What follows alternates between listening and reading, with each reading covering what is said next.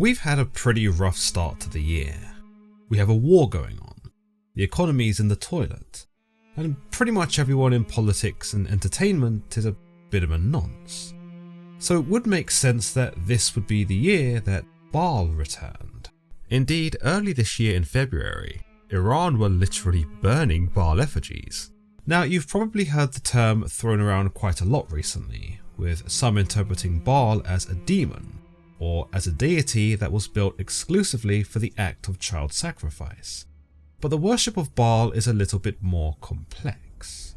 And yes, whilst child sacrifice was believed in some scholarly circles to be a form of Baal worship, this wasn't the only practice. In fact, the more I look at the biblical accounts, and the more I look at the scholarly research which expands on said accounts, the more I start to realise that Baal worship is even darker than you could possibly imagine. On the Mediterranean coast of northern Syria, an ancient port city known as Ugarit was once home to a thriving community of Canaanite and Amorite tribes, sometime in the years 3300 to 1200 BC. It was here that the deity Baal, more precisely Baal Hadad, was worshipped and recognised as a central pillar of the cosmos. Known most famously in the Ugaritic text, the Baal cycle, Baal is a storm god whose powers over the rain made him a particularly popular deity who was often called upon. In an agrarian society that depended on seasonal rainfall, you can see why this was the case. This Baal then was not just an arbitrary choice by the Canaanite and Amorite inhabitants, but was actually a necessary being of whom their survival depended upon. No rain meant no crops, and no crops meant no food, which means you're all going to die. Baal was therefore the lifeline of these people. As Canaanite culture spread and evolved, particularly through the Phoenician expansion into the Mediterranean, so too did Baal as he began to diversify. In places such as Carthage, he appears in forms like Baal Hammon, where he maintained his associations with fertility and agricultural cycles. Yet here, an important shift becomes apparent. Baal functions less as a single, clearly defined personality, and more as a title, meaning Lord. As a result, there became many Baals, each tied to a specific city, region, or function. When we turn to the Hebrew Bible, however, Baal undergoes a profound transformation. He is no longer a central or legitimate divine figure, but is instead recast as a direct rival to Yahweh, the God of Israel. The narratives do not present Baal as favourably as the Canaanites or the Amorites might have. In fact, they are written with the explicit purpose of discrediting him. For example, in the famous confrontation between Elijah and the prophets of Baal, the structure of the story is designed to demonstrate Baal's impotence. Despite elaborate rituals and desperate appeals, Baal does not answer when his followers call out to him. In contrast, Yahweh responds immediately and decisively to the calls of Elijah, leaving no ambiguity about who truly holds power.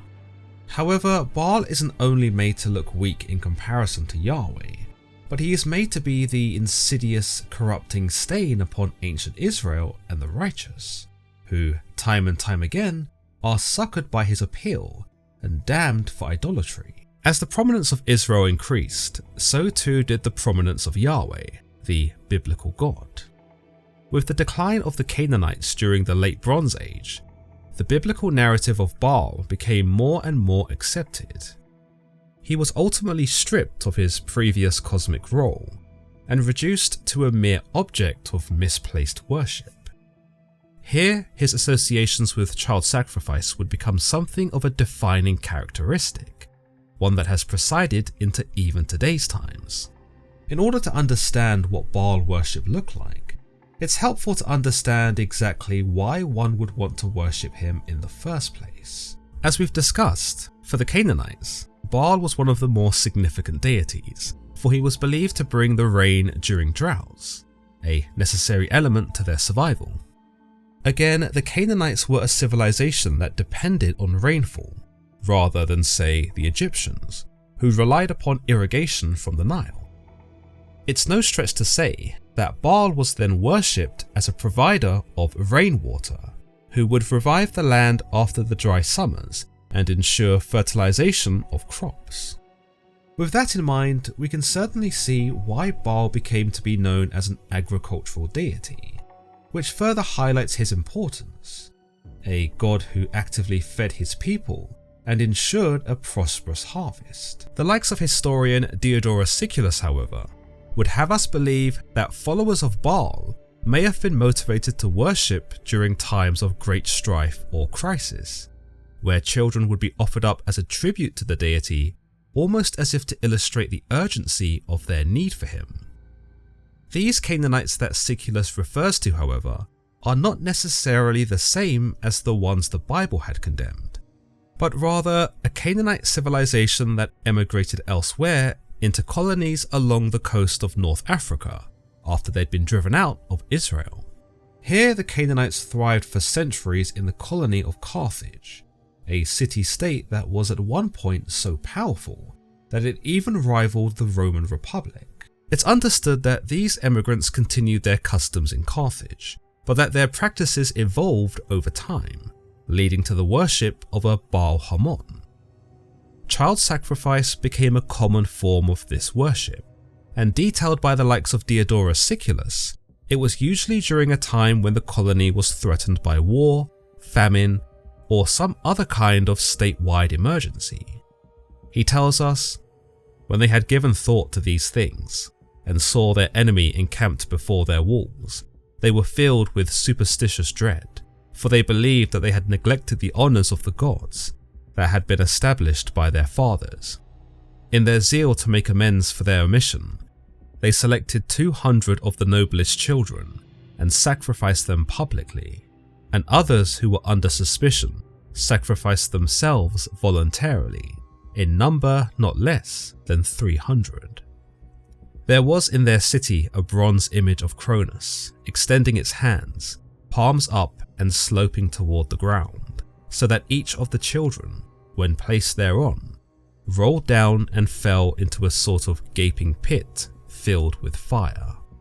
You'll notice that Baal, or Baal Hammon, is not exactly specified in Siculus's account, but rather the entity Cronus is identified.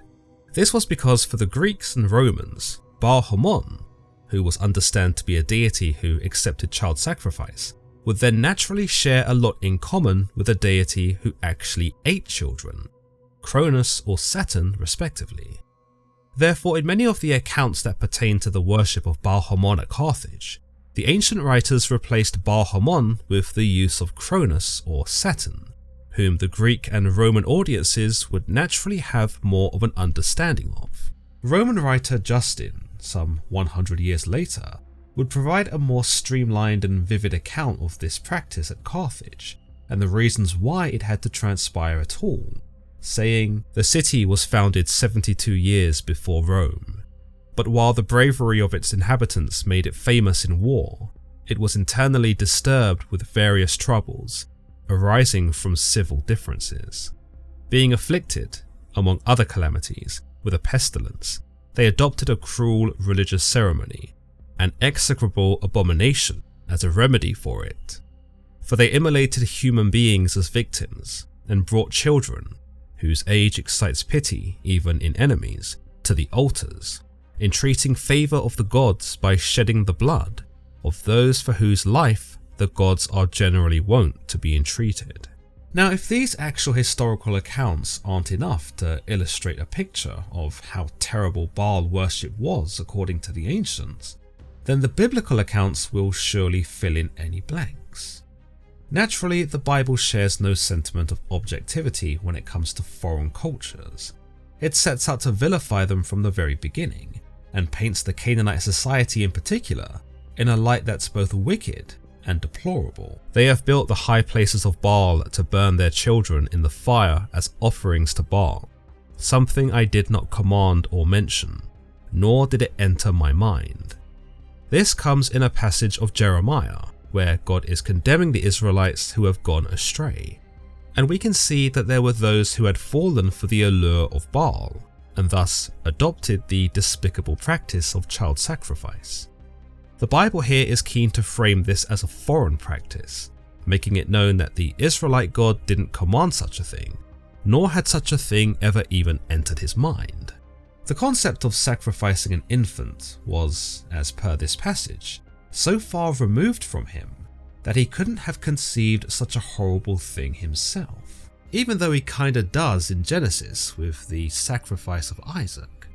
But that's for another discussion. In any case, what the Bible aims to put across here is the people practicing child sacrifice, those who follow Baal, are thus the most heinous people you could ever imagine. It then speaks volumes when believers might question what kind of God would ask for such a form of worship, to which the Bible is quick to supply that it could only be an evil, detestable God. We are told in Deuteronomy 12:31, "You must not worship the Lord your God in their way, because in worshipping their gods, they do all kinds of detestable things the Lord hates. They even burn their sons and daughters in the fire as sacrifices to their gods." Another, albeit lesser form of Baal worship we see in the Bible is in the burning of incense. Chapter 23 of 2 Kings tells us of King Josiah doing away with the altars and practices of Baal, and that he did away with the idolatrous priests appointed by the kings of Judah to burn incense on the high places of the towns of Judah and on those around Jerusalem, those who burned incense to Baal, to the sun and moon, to the constellations, and to all the starry hosts. Later, we are told of the same worship transpiring under the rule of King Ahaz in chapter 28 of 2 Chronicles. He followed the ways of the kings of Israel, and also made idols for worshipping the Baals. He burned sacrifices in the valley of Ben Hinnom, and sacrificed his children in the fire, engaging in the detestable practices of the nations the Lord had driven out before the Israelites. He offered sacrifices and burned incense at the high places, on the hilltops, and under every spreading tree.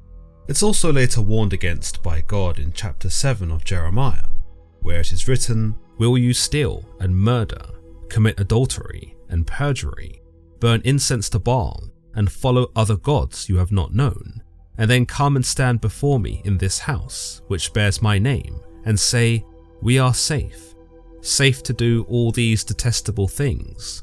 Evidently, this burning of incense to Baal was something that was frequently practiced. In fact, it was such a popular form of worship to the deity that it obviously caught on with the Israelites, which is what made God so against it in the first place. They weren't, after all, burning incense to him. What's more, if you understand the significance of burning incense and how it pertains to the worship of God, you'll realize how much of a taboo it was to worship Baal in this manner. It's understood that when God liberated the Israelites from Egypt and sent them across the Red Sea, he instructed them to build the tabernacle, a holy tent sanctuary that they could use to worship God throughout the 40-year journey across the desert. Burning incense then became a crucial role of worship to him in these conditions. The rising smoke signified their worship, their commitment, their very devotion to him as it ascended towards the heavens. The pleasant scent of the incense was then believed to be a sign of God's acceptance of their offering, and a sign of him being pleased with their efforts. The Bible does mention various uses for incense, but the use within the tabernacle sticks out the most. God is very specific with its production, in fact, telling Moses to take sweet spices, stacte, onycha, galbanum, and pure frankincense, and blend them into the fragrance. He then assigns the high priest the role of burning this very blend on the altar of incense, another item within the tent that had particular significance and was crafted with a detailed specification. It had to be made of acacia wood, overlain with gold, measure 3 feet in height, and possess a horn on each corner. Considering its position at the entrance of the innermost room of the holy tent, you might say that this speaks to how important it was, and therefore how important the act of incense burning was. In other interpretations, The smoke from the incense represented the prayers of the people, but it also protected the high priest from the direct presence of God, ensuring that he wouldn't accidentally lay eyes on the deity in the flesh. The high priest would then sprinkle the blood of a sacrificed bull on the four horns of the altar of incense in order to ceremonially purify it from sin, which in turn would also cleanse both the people and sanctuary itself of sin too. You can then see that considering he came up with the ritual and had put so much thought into it, it would piss him off to no end to learn that his own people were then using it to worship Baal instead. One of the most vivid accounts of Baal in the Bible is perhaps his most humiliating defeat at the hands of Elijah. Now, the Bible doesn't actually have Baal appear, and that's kind of the point. For you see, the Bible aims to paint Baal as being not real, and so the best way to minimize him and showcase him as a false deity is to present him as being non-responsive to the calls of his followers, and thus, in effect, make him appear non-existent. It really demonstrates the zeal of Baal's followers as being all for nothing, and has the effect of making them seem foolish. Here we see Elijah challenge the prophets of Baal, of which there are 450 atop Mount Carmel, where he stipulates that both he and they will get a bull to present to their respective gods. Whichever of their gods are able to light their sacrifice on fire will be known as the true God. Agreeing to these terms, the prophets of Baal present their bull and call upon the name of their god from morning till noon. When this proves to be ineffective, they are shown to dance around the altar they had made in the hopes of stirring him into action. Whilst the Bible alone doesn't elaborate on this dancing here, there are some ideas that this was another form of Baal worship. Why else would the prophets proceed to start dancing, especially when it looked as if their god was ignoring them? One belief is that the Canaanites would perform frenzied dances around their idols and around these sacred Asherah poles, some of which may or may not have been designed to stimulate the sexual urges of onlookers, whilst honouring Baal's influence on the realm of fertility. Whilst in this trance-like dance around the sacrifice, it becomes obvious in the biblical account that Baal is still not listening to his prophets. Therefore, this causes them to up the ante, and whilst performing this wild, barbaric dance, they begin to lacerate themselves with swords and spears, which the Bible notes was a part of their custom, until blood flowed freely from their wounds. In some interpretations, the reason for this drastic form of worship is because the Canaanites believed that their gods, including Baal, could be coerced. Harming oneself was a form of bodily sacrifice. They were sacrificing their blood, arguably the most vital currency they had at that moment, in order to stir Baal and make him respond to them.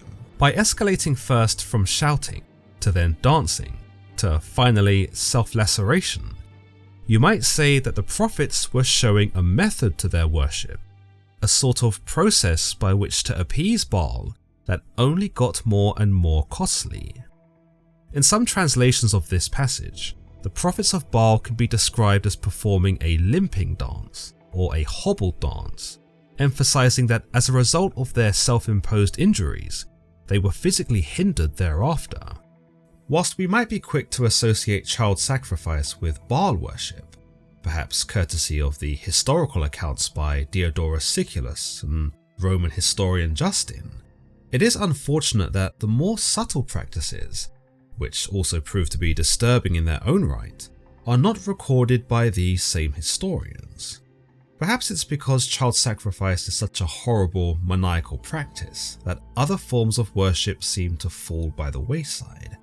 But without those aspects, it's ultimately impossible for us to really know what exactly Baal worship might have looked like, and how dark and twisted it may have yet become.